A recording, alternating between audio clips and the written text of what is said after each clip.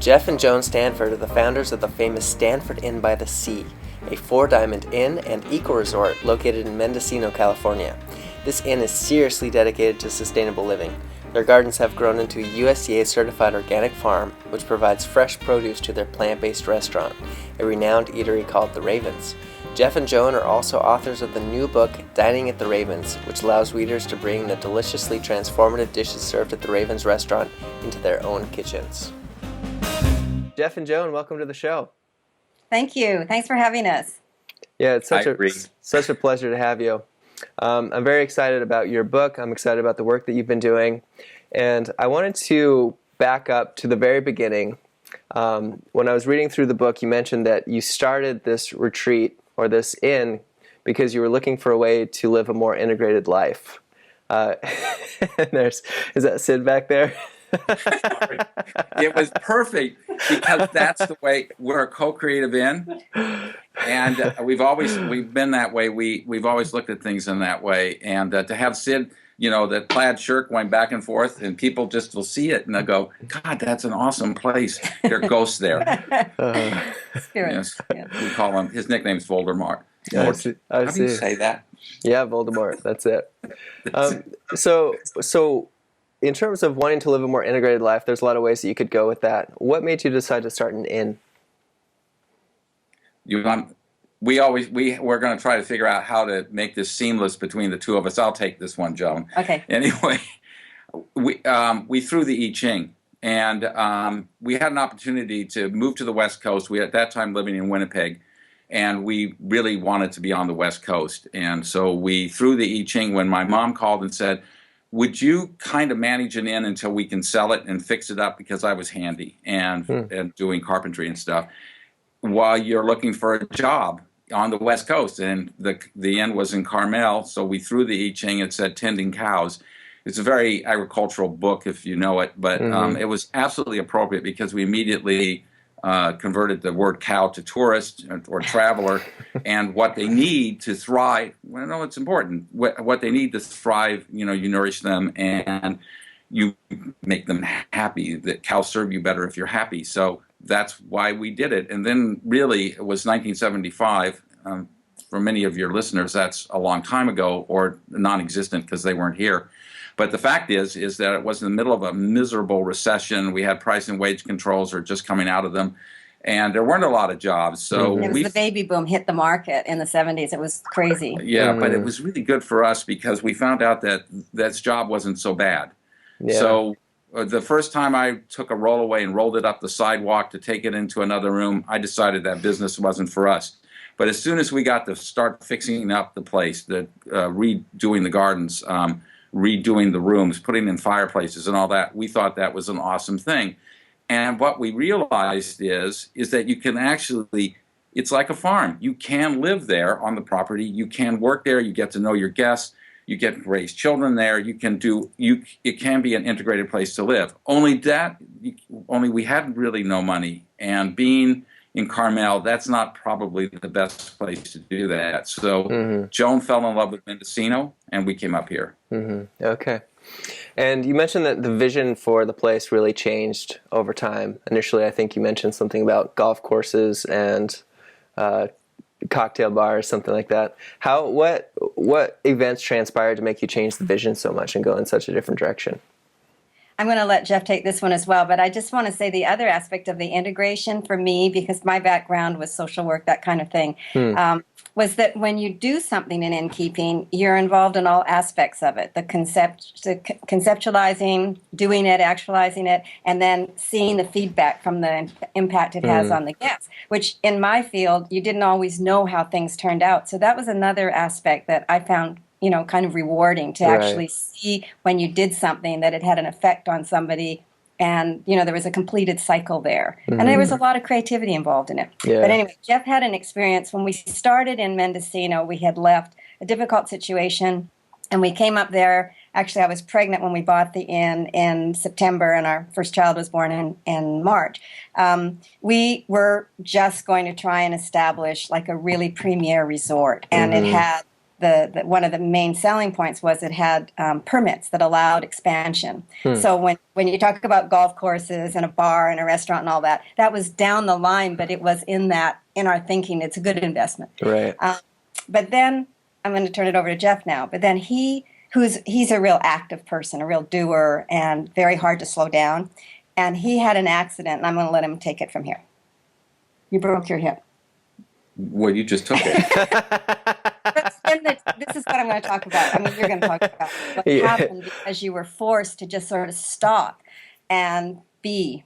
Okay. Well, but Segue. there was a lot of other things going on, and so when I broke my hip was like a point where you're going up a hill and you realize that things are changing. That's what happened actually. But we should probably go back to when we bought the inn. When we bought the inn, we were driving around looking for property. And by the way, I'd done the Ching again, and what happens, I get interpretations of the hexagrams visually. And so I saw a place, and it was what this place was at that time. We drove up here looking for property, and we were staying with friends that owned another inn in the area. And Joan was miserable eating soy nuts, and I thought she'd eaten too many soy nuts, and as a result was bloated and just feeling bad. But it turned out she was pregnant. That's when we found out she was pregnant. And we drove by this property here, and we saw it, and I go into myself, this is it. But we drove through it, and it was huge, what we thought was huge, and then there was only 23 rooms, but we thought it was bigger than that. And it was a lot of property. It was 10 acres. Yeah, a lot of property. Yeah. And we thought, there's no way, and it wasn't for sale at the time. And when it did come up for sale, and a whole bunch of stuff had happened. Joan's mom had completely lost it when she found out that Joan was pregnant. Because we were kind of homeless, we were just with our friends, helping them run their property up in Garberville at the Bimbo Inn. And everyone thought, oh, this timing couldn't be worse. And Jeff's response was, now everything will fall into place. This is the sign. This is a great thing. And so he was very excited about it. And sure enough, within a week or so, I saw a tiny little classified ad for an inn in Mendocino. So we came back, and it happened to be this one. That's the truth. It was a small little ad. Now, it was a very expensive inn. It was $1 million. And we were planning to spend, we'd gotten some help from some people, and we were planning to spend between $250,000 and $360,000, which meant that we had to come up with $250,000 or something like that. Down payment is what they wanted. So we started asking around, and and we really only had $22,000 complete. That was everything, including money from wedding gifts many years before in that was up in Canada. But what happened is that the former owners, the people we were buying from, they loaned us a huge part of the down payment over a 7-year period, which made it workable. And we didn't have to buy their house. They didn't want to sell it, which made it workable because we couldn't afford the debt service on a house. And so we bought it, and we bought it with Joan's parents' help, and we bought it with the people that owned the inn that we were staying at, Patsy Watts' and Patsy and Chuck Watts' help, and lots of other people, including people we didn't even know but knew about us and knew about our situation. And they were later. It was the initial crowdfunding. Really. Yeah, the original. It's like like a lot of people, you put it out there. You're in this hole, and suddenly help comes from unexpected. Yeah, just amazing places. At every step of the way, there's been help. So nothing we have done on our own in any way. It's totally co-creative. And when we got here, things started happening that were kind of unusual. People brought us gifts and said, my God, the experience that you offer here is amazing. And we said, what experience? And but people were having epiphanies here. And we noticed this, and we were appreciative of it, but we really didn't know what to do about it. And I knew there was an energy here. I could sense it, but I didn't know where that was going to take us. I had no idea. So I did break my hip. My heel got caught on when I was vaulting the fence on an old electric wire at the former owner's house. They were still there when I was feeding llamas that we bought. And I was stuck for 2 weeks. I couldn't do anything. There wasn't even an orthopedic surgeon up here worth talking about. Wow. And the former orthopedist that we knew really well, that was good friends of ours, that had moved from here to Concord. I'd cut my fingers, he'd fix that. He said, if anything goes wrong, get the hell out of here. There's nobody here now. When they left. And that was shortly after that. And I got acupuncture, which turns out to have worked pretty well. But in any case, I was sitting there, and Joan was cooking a tarragon chicken, which I liked. And it occurred to me that I wouldn't have killed the bird. And then it occurred to me that one of my definitions of ethics, if you won't do it, if not that you can't, if it's a can't issue because you're not skilled or something, but you do it if you had the skills, that'd be different. But if you won't do it, even if you had the skills, it's not ethical to ask somebody else to do it. Mm-hmm. So I became vegetarian. Mm-hmm. I didn't know what went on in dairies until several years later, and I became vegan as soon as I found that out. But our daughter became Joan followed. It wasn't hard for her, and our daughter made the choice to be vegetarian 3 years later, and our son, he was vegetarian, and when he became vegetarian was quite a bit later, and vegan quite a bit later than the three of us. Yeah, a little slower to change. Yeah, it's always interesting to hear the stories of how it happens for people to move, from not being aware of what they're eating and what goes into their bodies to being more and more aware, and how the choices change. And it seems like you can't really predict it. It's at a certain point, people have to be ready to receive the information for it to really make a dent. So it's really interesting to hear. Yeah. Yeah. Or you can tell them what really goes on. Let's say they're a guest here and they want to engage me, and sometimes they do, or Sid or Joan, and they really are becoming aware that they might be not thinking well, and they love their dog or cat or whatever they have here, and they're talking to us about this stuff. And so we say, look, if you want to go there, I've taken to being like, if you want to go there, I'll go there.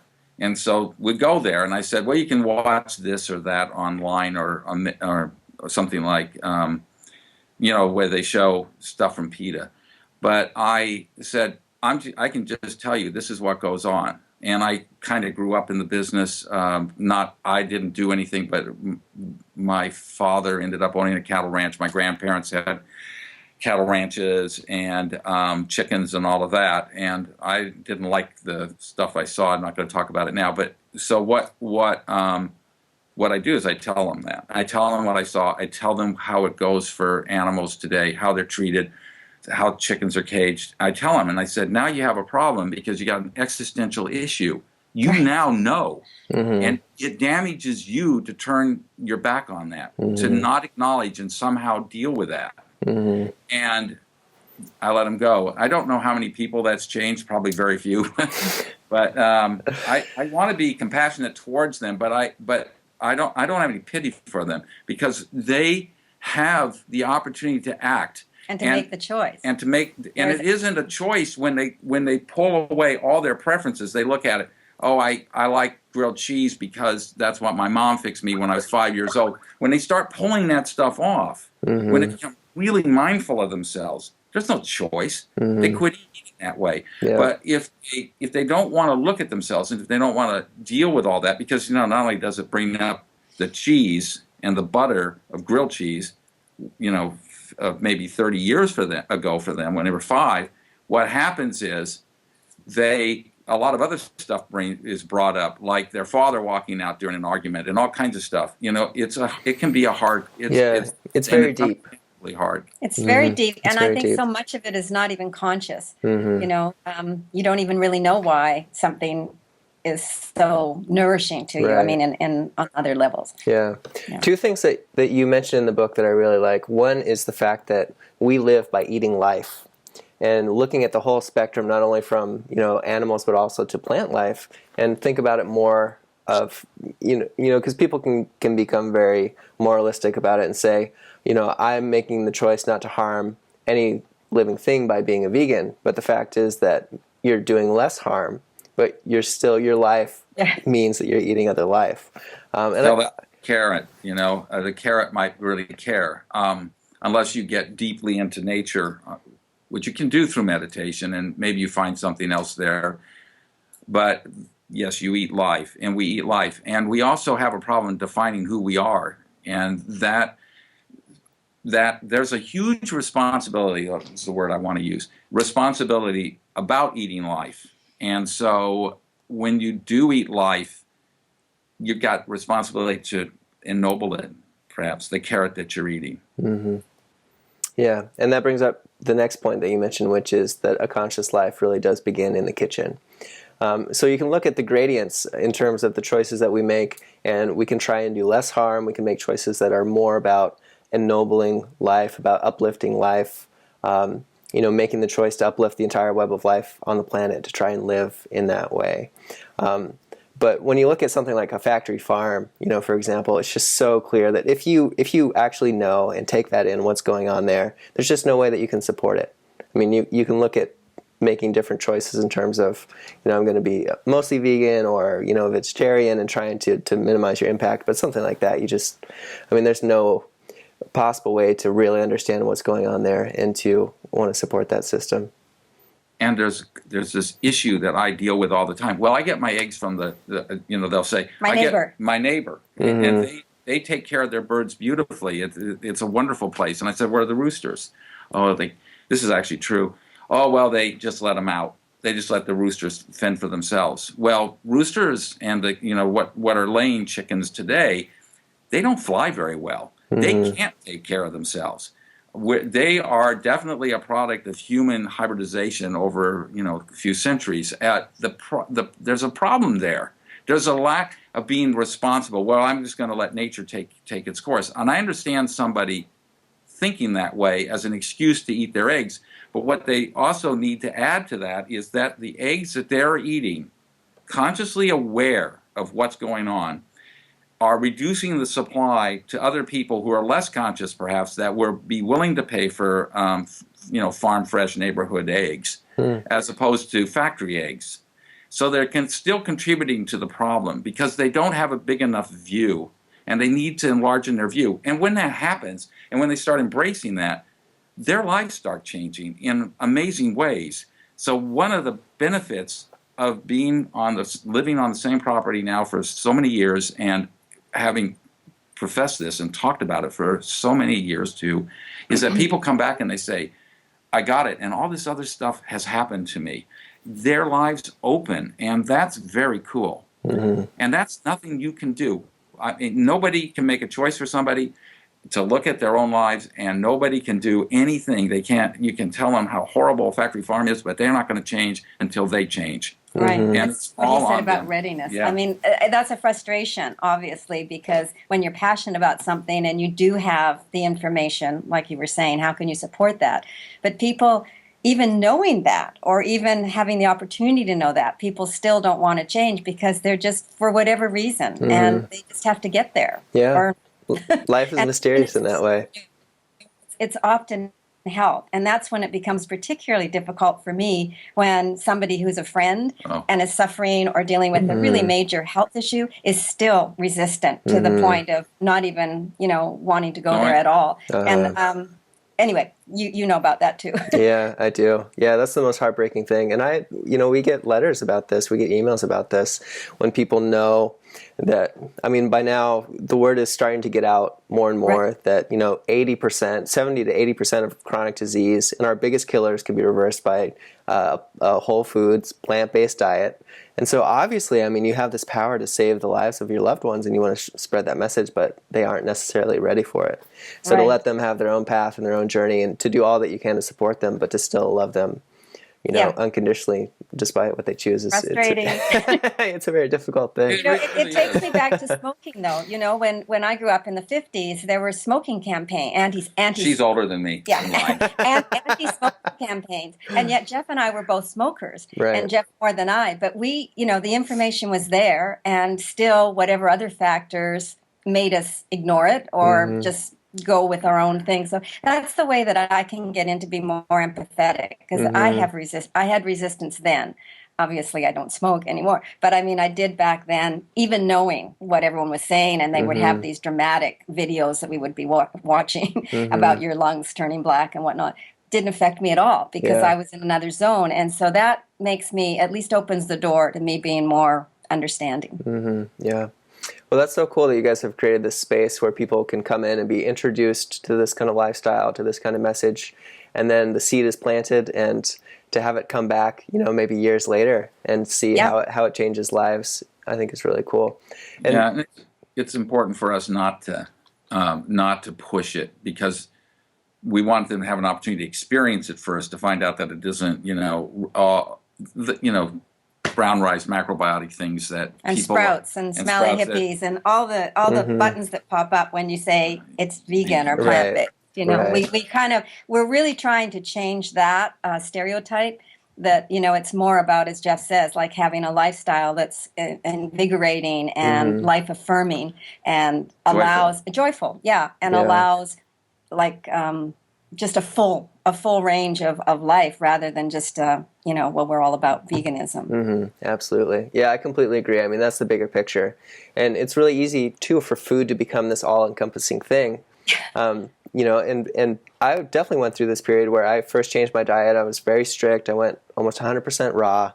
And my worry about making sure that I was going to be able to feed myself was so detrimental to the larger quality of my life that it wasn't worth it. So it really is. This is, one small piece that it is very important to pay attention to. It's very important to get right, but in service of this larger goal of living a happy, abundant, joyful, peaceful life. It just really enables that.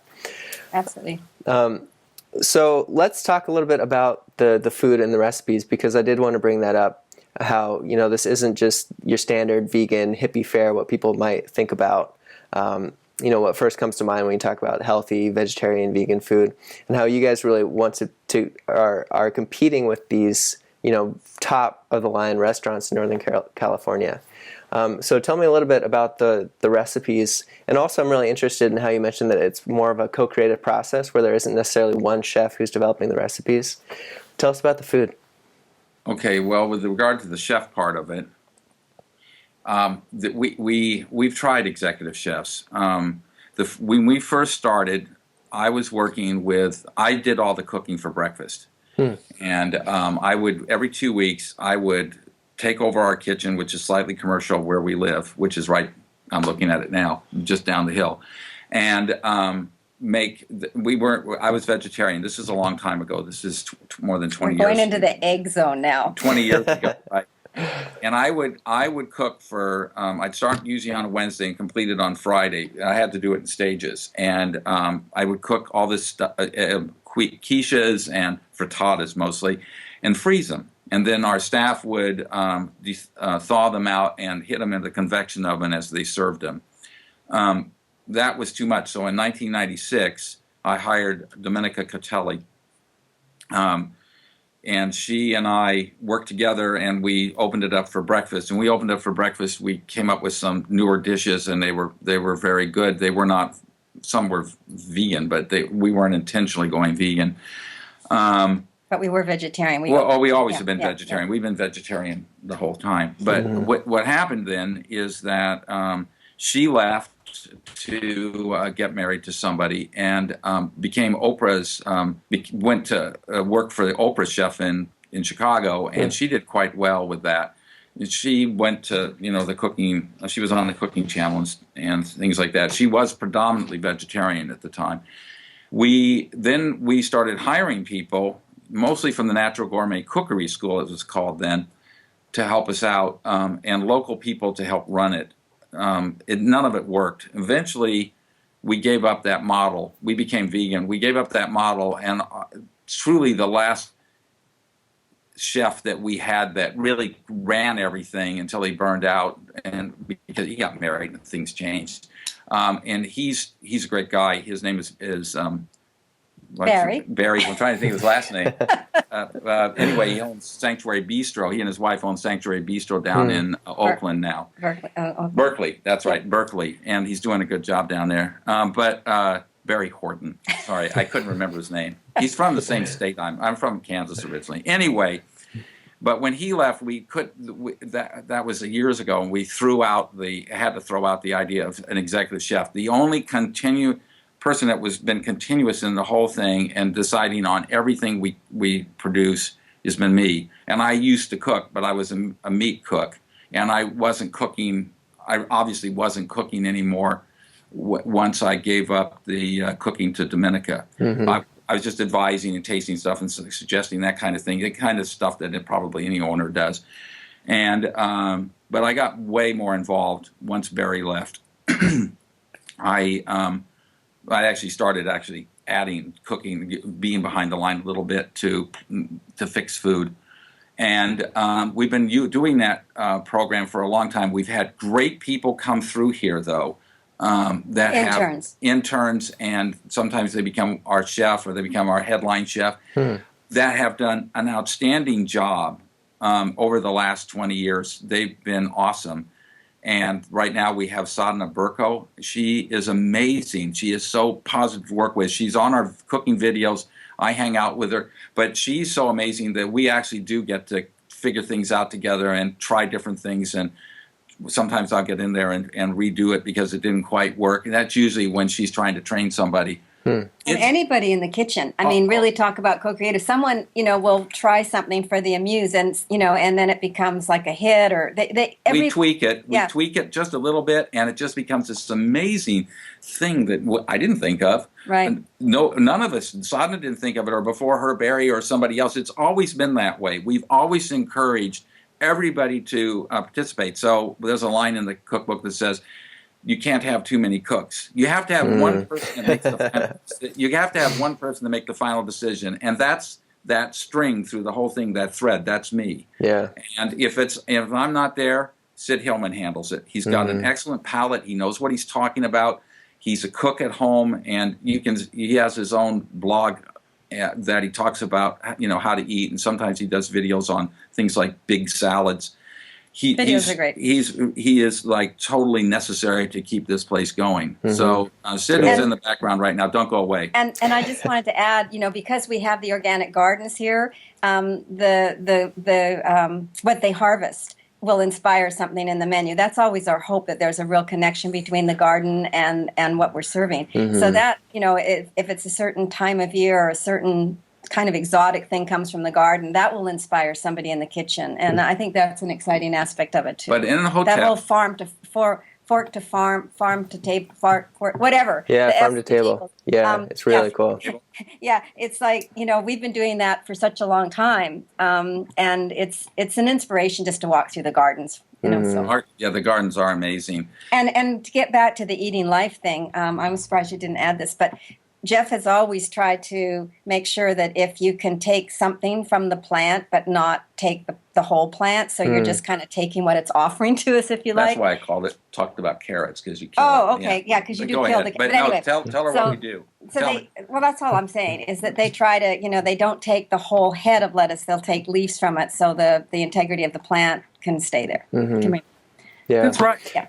And it sounds like the farm has really grown over time too, right? It started out as gardens, and now you have a certified organic, USDA certified organic farm that not only supplies you, but other people in the area. That's been 20 years. Yeah. No, 30. It's almost 30 years. So in 1985, another person, co-creative, Chris Williams, he grew up on this property, and when we were talking to his parents about buying this in, he walked through. He's just slightly younger than us. He walked through, and his father jokingly says, Chris goes with this is my son, Chris, and he goes with the property. Well, he did, eventually. He came to work here, and he became my closest friend. We worked on so many things together. It was awesome, but one day I said, we're going to have to do something about the lower property. It's a mess, and we need cut flowers for the rooms. Let's do flower gardens. He said, nah, you don't want to do flower gardens.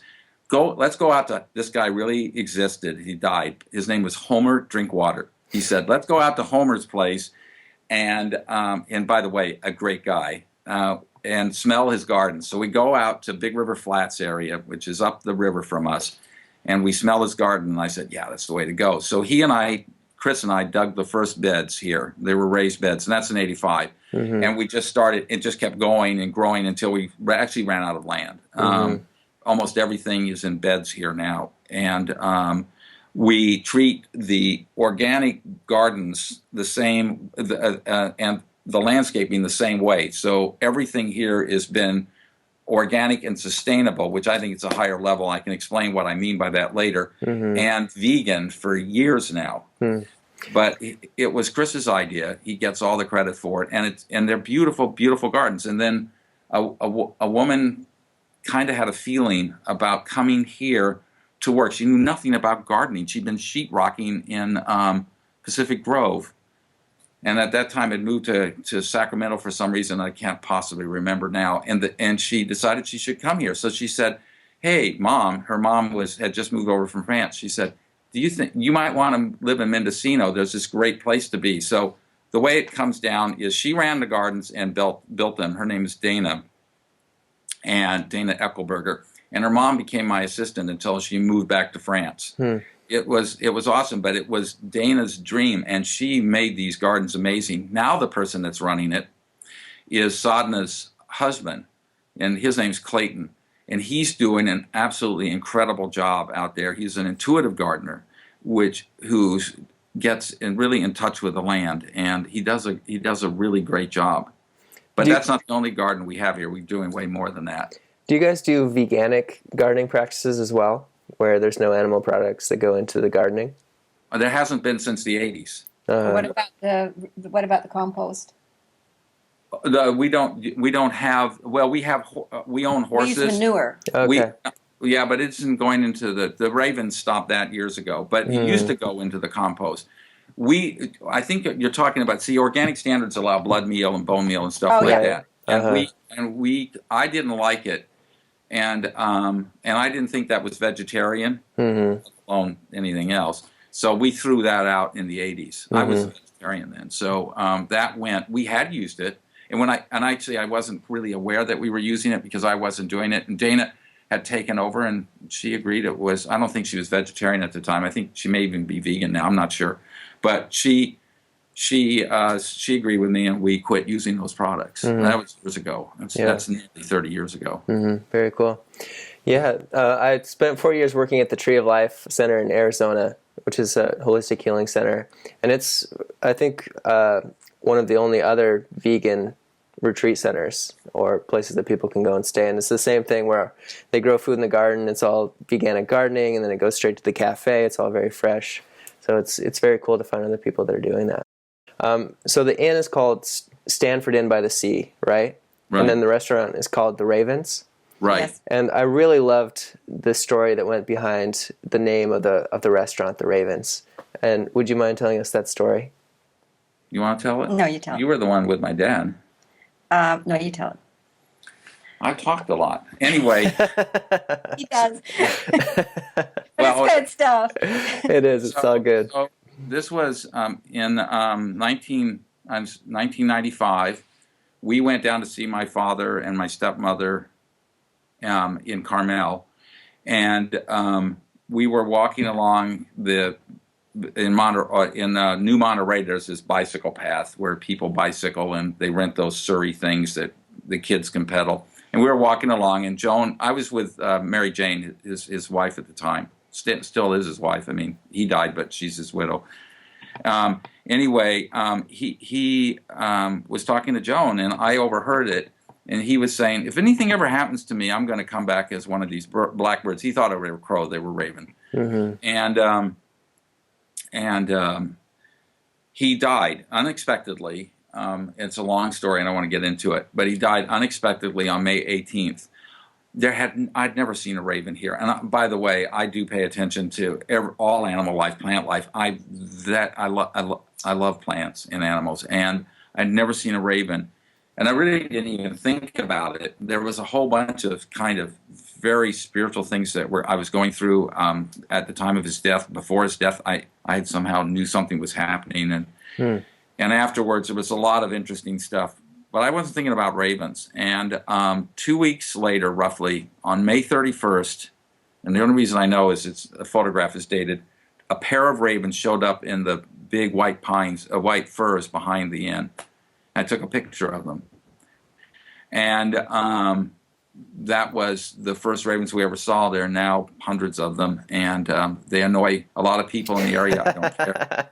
But anyway, that's why it became named the Ravens. And not only that, those two ravens, where the building is now, we had a dump truck and a backhoe, because we did we really were doing farming in a big way, and mixing our own compost, and that's why we had all this equipment.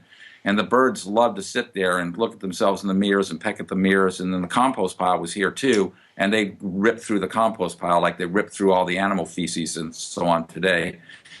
And we try to cover it up. We put deer netting over the whole thing, and the birds still can get in there and they can get out. One time they didn't. I had to go let one raven out. So they're really amazingly smart birds. So we named it the Ravens. And we actually we broke ground on that building in that same year, later after he died. Yeah, I love that story. I thought it was very beautiful and such a fitting name for what you guys are doing there. I mean, I really admire it, and I think it's great. So just to wrap up here, so I have the book, Dining at the Ravens. It really has beautiful recipes, very delicious. And would you just close with letting us know the different ways that people can get involved so they can come and stay at the center, any internship programs you have, and then also where people can find out more about the book? Well, the book, obviously, anywhere books are sold, as they say, you can get the book. We also have it here at our bookstore and through us. About the inn, just the website, www.stanfordinn.com, and it has links to the Wellness Center, which would outline all the different programs we offer in terms of nutrition and cooking and creativity, all the massages, yoga, all that sort of stuff. And the internship program, you have to write us. Yeah, Okay. Just email either Joan or Jeff at stanfordinn.com, and then we know where we are with the internship program. It's really not something that, it depends on the person applying and the time of the year and what our options are in terms of housing and whatnot. That's kind of limited at the moment. We do tailor the internships to the person's needs, but we have two internship programs going here. We have the Stanford Inn internship programs, which can include some kind of integration with nutrition and cooking, gardening, or any one aspect of that, I suppose. Also, hotel operations. We can also do outdoor activity opportunities through Catch Canoe and Bicycles too, which is part of the business. It depends on the person, what they're going to do with it and what their needs are. We have two people, as far as I know, that are coming specifically for that for most of the summer this year. One person that's coming just for a week or so of it from England, which Sid has tailored a program for her. And then we have about 3 or 4 interns in our other program, which we co-run, so to speak. It's really John Jevons' Grow Bio-Intensive program for developing agricultural practices that feed the population of the world during climate change. And I can speak a lot about that. So we have a training garden, a training farm here, and a research farm that's the same place. And the name that somebody named it a few years ago was it? The Greenbelt Project. The Greenbelt Project. And there's so many names that go with Grow Bio-Intensive, but this is the Greenbelt Project that's located here. There are 3 training farms in the United States, and we're the third one, or maybe we. And that's a very active internship program that they run that part of it, and we house them here. Right. Our Very interns, so there was a skip of a year. They didn't do it for 1 year, but the interns the year before that, a man from Sri Lanka and another one from Mexico, and then following that, a girl from Mexico, another girl from Mexico. They're doing an amazing job. I would guess by the time I wrote about them in December, they left in October and November, they had already trained 2,000 people in this small-scale farming approach and research approach in their respective countries. I would guess it must be tens of thousands now, particularly because they train trainers who train others. It's an amazing program. And necessary, very necessary. Very necessary. Yeah, I saw John Jevons speak last year at a farming conference that I went to, and he is doing phenomenal work. So that is cool that you guys are so integrated. I didn't realize that. Yeah, well, he lives very close to us. It's only within an hour. Oh, yeah. Yeah, so it's kind of interesting how things, the co-creative aspect again, but how different people with similar bents or visions somehow find each other. So it's kind of interesting. Yeah, it's we're talking here of sustainability, and sustainability is a huge concept when you get deeply into it, and we're pretty deeply into it. And the fact is that it comes down to the human biome that's actually in the soil, and having that healthy and vibrant. And so many of the organic techniques that we did use originally back in the 80s will kill that off, flood them with nitrogen or whatever it is you're doing. You want to build up balanced soils and you want to grow soil. And that's what John, amongst all the other things that he knows, is really good at, how to grow soil so it doesn't take 500 years, it takes 8 years. He's an amazingly creative person in doing that. And the problem is he's underfunded. And so our way of supporting that is to take care of the living and room for the people, and taking care of classes. We'll teach them how to cook.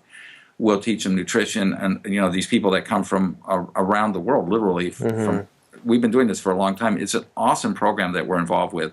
It makes... And it also makes, just to go back to the business, if you like, it also makes, it's another very interesting thing for the guests, because ultimately we want the guests to have a good experience here and talk about us and come back. But the more things we have going on, and this is a really unique, exciting thing and far-reaching consequences, it makes it interesting for them. They can wander down there, talk to Matt, who's very enthusiastic. And anyway, that's just an aside. It is an aside, but this is important. Matt Druno is his name. He's from Chicago originally. He runs this program on the property here, and he does an awesome job. His understanding of the science, it's science. It's not any kind of wishful thinking kind of gardening. This is hard work gardening. Yeah. If there's, I learned a long time ago. I see energy, and I feel it. If there are divas, the garden angels as they call it, like in Findhorn and all that, I'll tell you what, they're built better than any guy around here.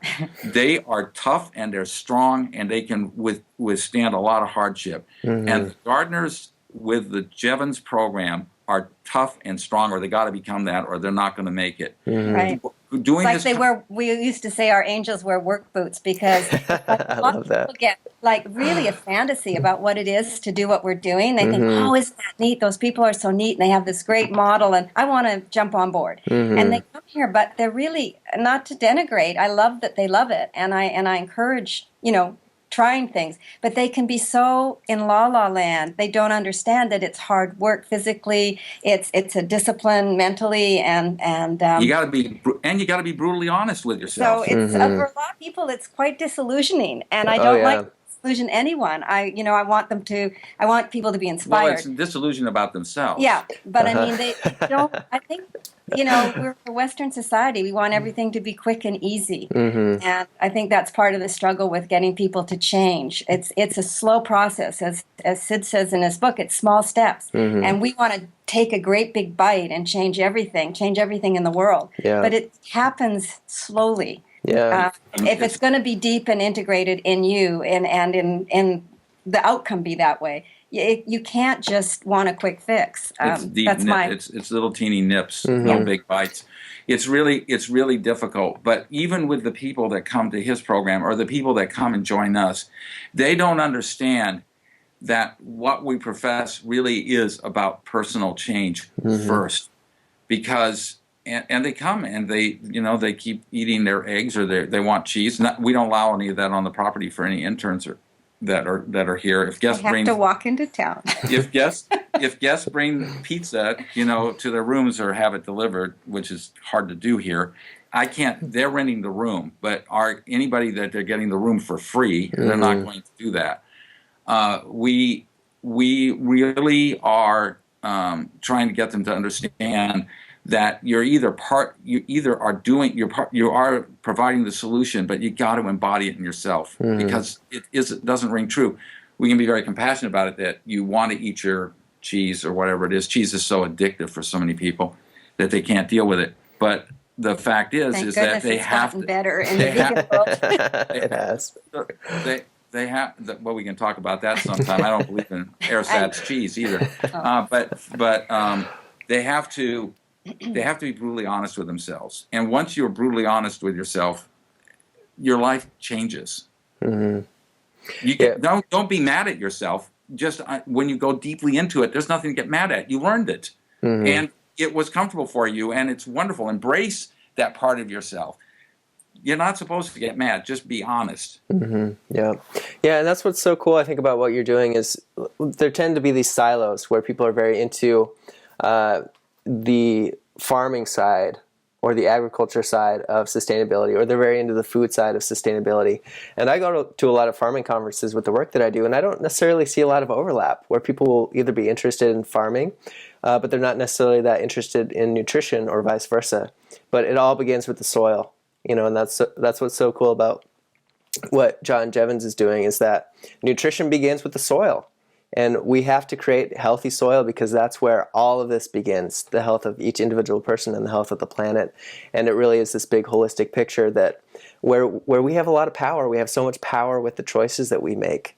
And by being honest with ourselves, and again, like you say, not being upset about where we are. We were all brought up in this system, and we've been taught different things, and we're all coming from different places, and we all have our own personal, addictions and baggage and all this kind of stuff. But to take an honest look and say, how can we move forward, and what is the best way to move forward, and how can we make our lives an example of what we want to see in the world, and to be an active expression of that, to create it in our own lives. And you two are such an amazing example of that.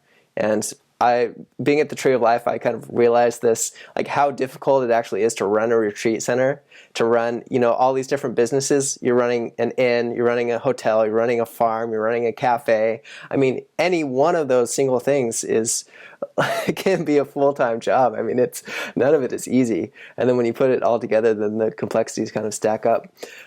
So the fact that you've done this for so many years and are providing this service for people, I'm sure it hasn't been easy, but you bring so much passion and inspiration to it. So thank you on behalf of all of us. Thank you, and thank you for all you're doing. And one little postscript I wanted to say was that I think what's different about our operation too is that, it's really easy to preach to the choir, and it feels so good when we have people come here that are on the same wavelength. But I think what's kind of neat is we're open to the public. As much as they may resent that we don't offer the menu that they want, they still, it's kind of like it's a broader exposure.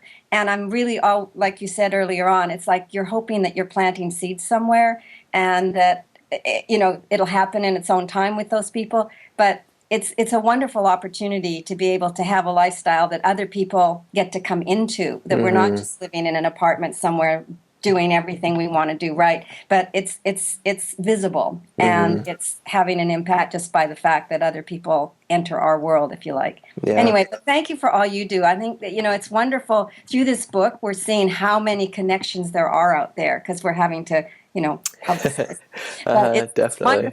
And very inspiring to me that the next generation is so committed and active. So thank you. Yeah, we're lucky. We stand on the shoulders of giants. Yeah.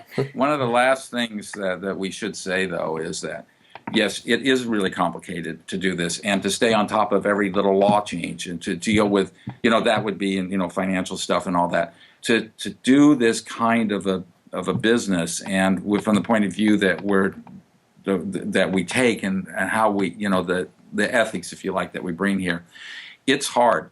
I'm not going to minimize that. However, it's doable, and it's doable because of so many people that are incredible that help us. Right. And it's really incredible when we find people that even agree with us philosophically, and we have a few here. I mentioned Sid and Sadhna and Clayton, and there's the guy that made running Catch a Canoe possible, and that we could keep it here. His name is Rick Hemmings.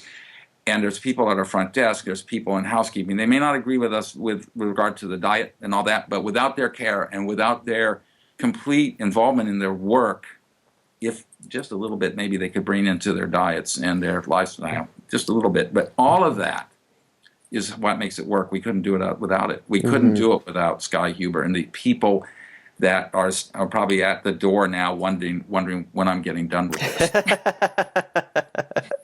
Well, on that note, Yeah, no, I mean, seriously, we couldn't do it. Yeah. We have amazing people here, and it's really hard to find them in an area that's known primarily for marijuana. yeah, I could see that. Well, on that note, we'll let you go. Thank you so much for your time, and thank you everyone who is watching this. And I'm going to come out and see you guys sometime. I I'd was love just to going come to out and see say, the and place. please do You're come invited. and visit. Please come and visit. You're invited. Yeah, Joan or Sid will write to you, or I will, but I probably won't because it's the end of the year. Last year, I'm still working on that. Yeah, I will follow Enjoy up. spring out there. Thank you so much. You guys too. We'll see you later. Take care. Bye.